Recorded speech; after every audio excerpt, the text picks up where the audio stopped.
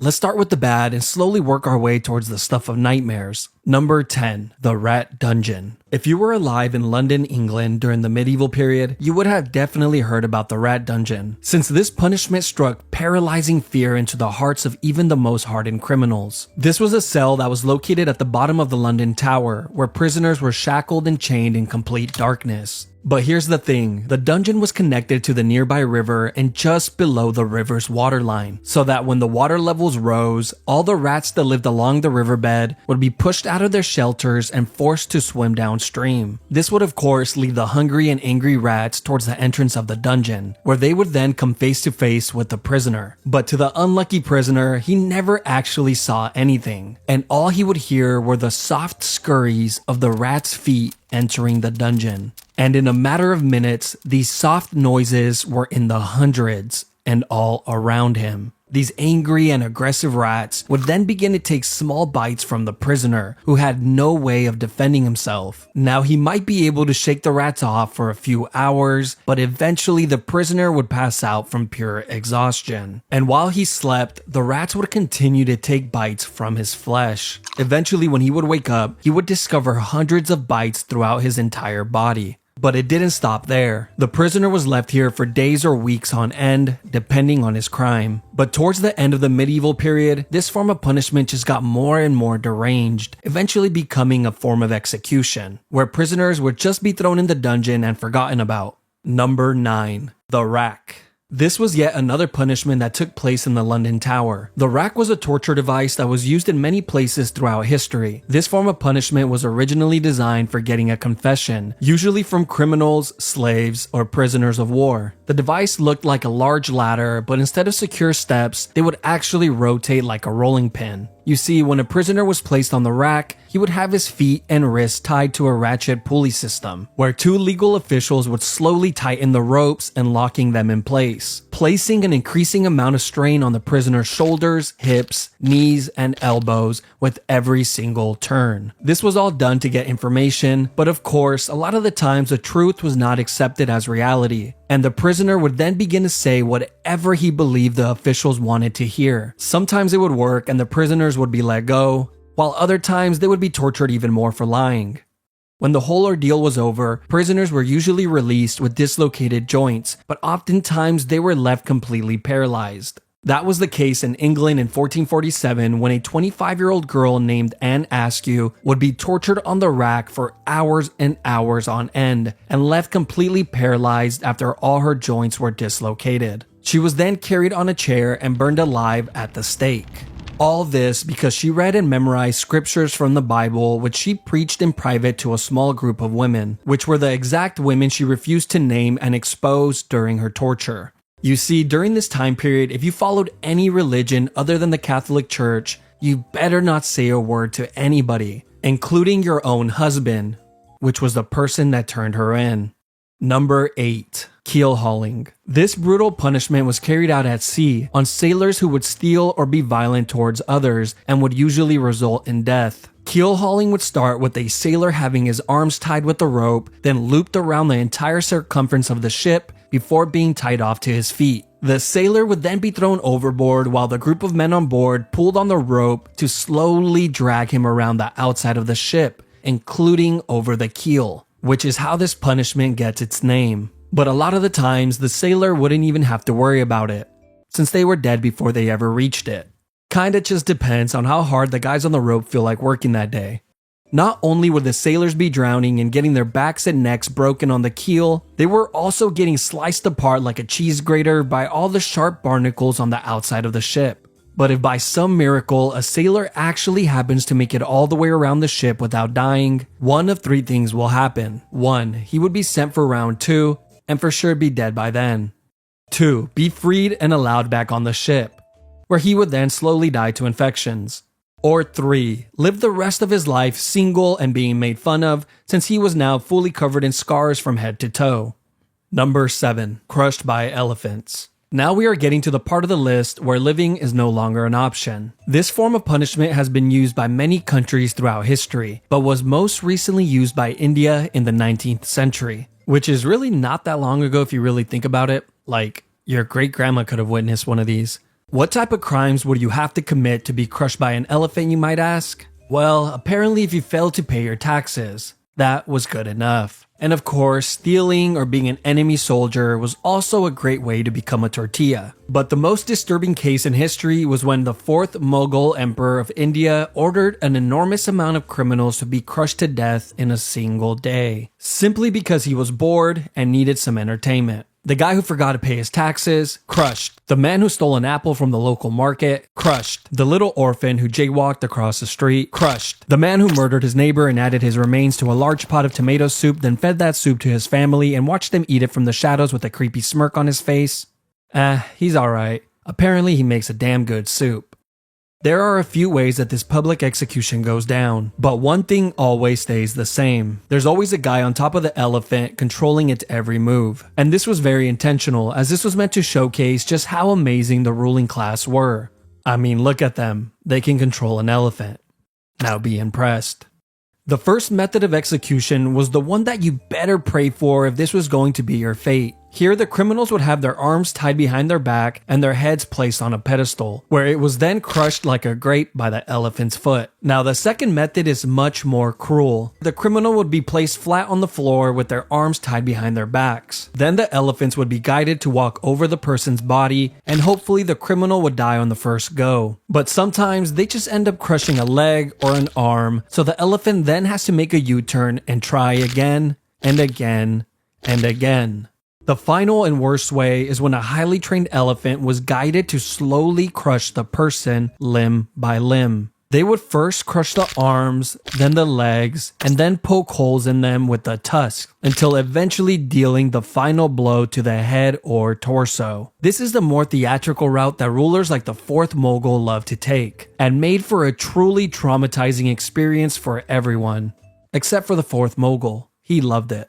Number 6. Impalement. Probably one of the grossest and most cruel forms of punishment on the list. This has been used by a few countries throughout history, but was most recently used in Egypt in the 17th century, usually against criminals that were highway robbers, grave thieves, or anyone who would try and start a rebellion. This punishment would start by having a criminal lay flat on their stomachs with their arms tied behind their back. They would then be sliced open with a razor to increase the size of their back door. And as soon as that incision was made, the cut would be lathered with paste to instantly stop the blood. They would then thrust in a long wooden stake that was the width of a man's arm, which was sharply tapered on one end. They then begin to hit the wooden stake with the mallet, pushing it further and further in. And of course, the stake was greased up beforehand to make this process a lot smoother. And once the stake has popped out of the criminal's shoulder, head, or mouth, they were pretty much long gone. He is then planted next to a busy road, like a Halloween decoration, to remind everyone that this is what happens when you break the law. They will be left there for the entire day and removed the following morning before the body begins to stink. But wait, there's another version of this as well. You see, on some occasions, the criminals would only be impaled just deep enough to keep them in place, but not too deep that it would cause immediate death. They would do this by having stakes that had a seated position on them to prevent the person from sliding down any further. They would then be placed on a busy road where they would suffer for hours and hours,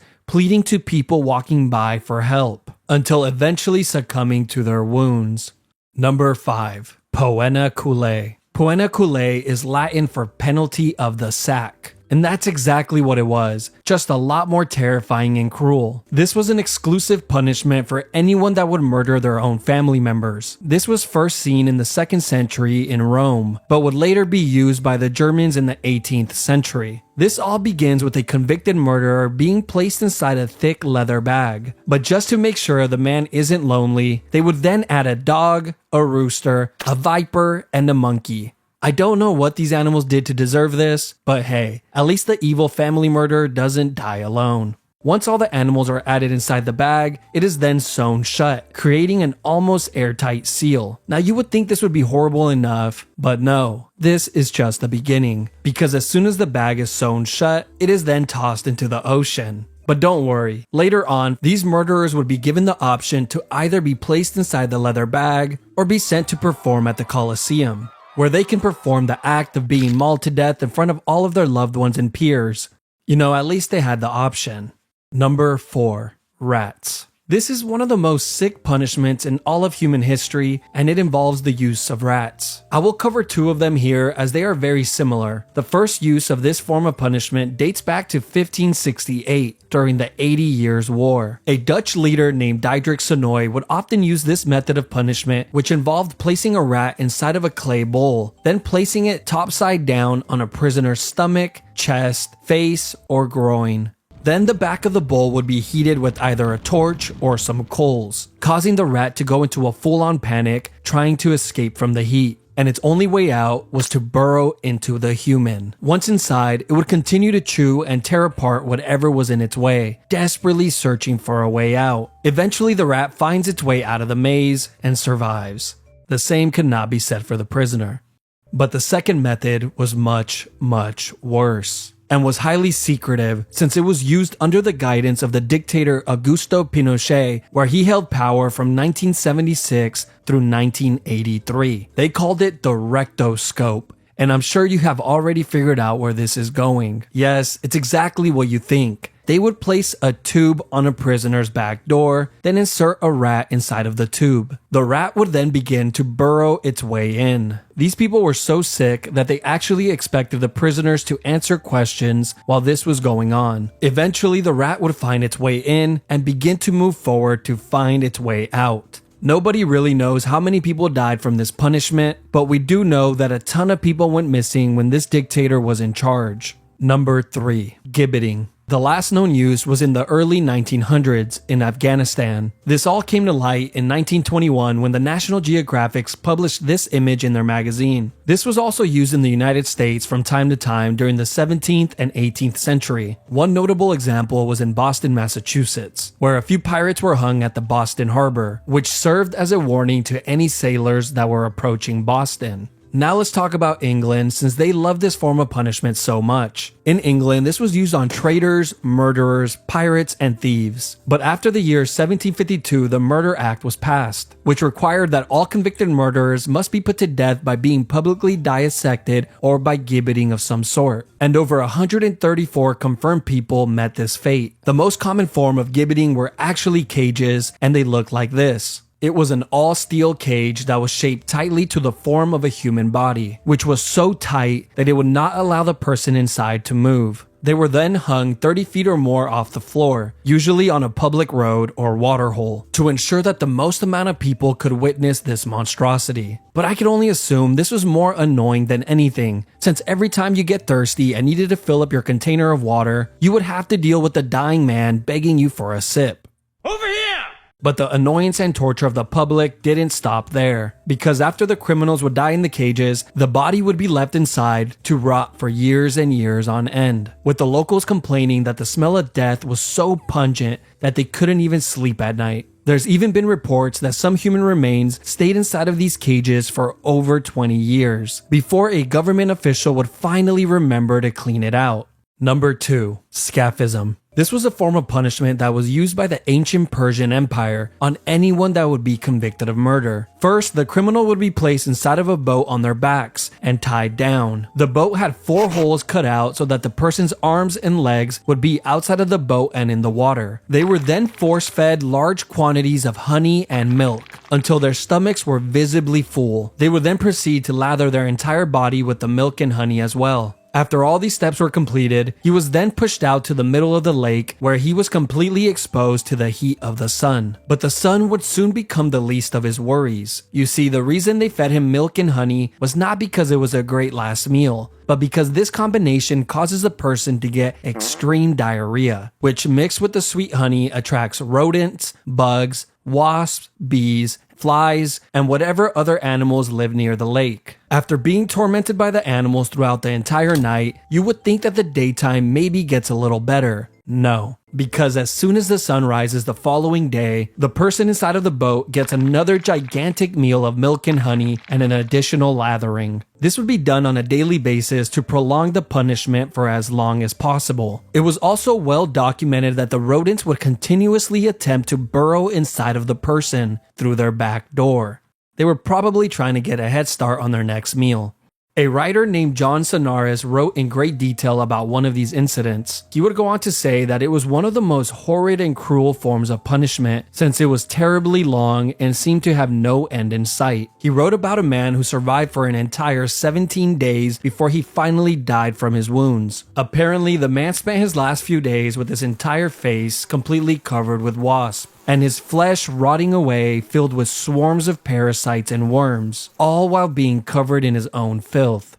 Number 1. The oubliette. Oubliette simply means to forget in French. This was a punishment that was used in many places throughout history, including in the London Tower, which had a small and confined room called Little Ease. Not only was this room pitch black, it was also so small that prisoners could not sit, stand, or lay down while inside it, and they would be left in this uncomfortable position for days on end. One of the most famous oubliettes is not the one in the London Tower, but in the neighboring district of Warwick, inside of Warwick Castle. Here, deep underground in the castle's dungeons, is a very small and narrow cell, completely made of stone, which has a metal door to close it shut. Prisoners were tossed inside of the cell and forgotten about, as the name implies. The prisoner would just have to sit there and wait for their inevitable death, which usually came in a few days from dehydration or starvation. Now, of course, this would be the best case scenario, because in reality, most of the time there would already be a rotting corpse inside of the cell to keep the new prisoner company. The previous occupier of the cell would serve as a daily reminder of his upcoming fate. But that's not the only companions that he will have, since the underground dungeons are completely infested with rats that have developed a taste for human flesh. But wait, there's more. These oubliettes existed in many of the castles throughout Europe, and in recent times they have actually discovered these dungeons with dozens, if not hundreds, of human remains inside of it, as proof that they were hardly ever cleaned.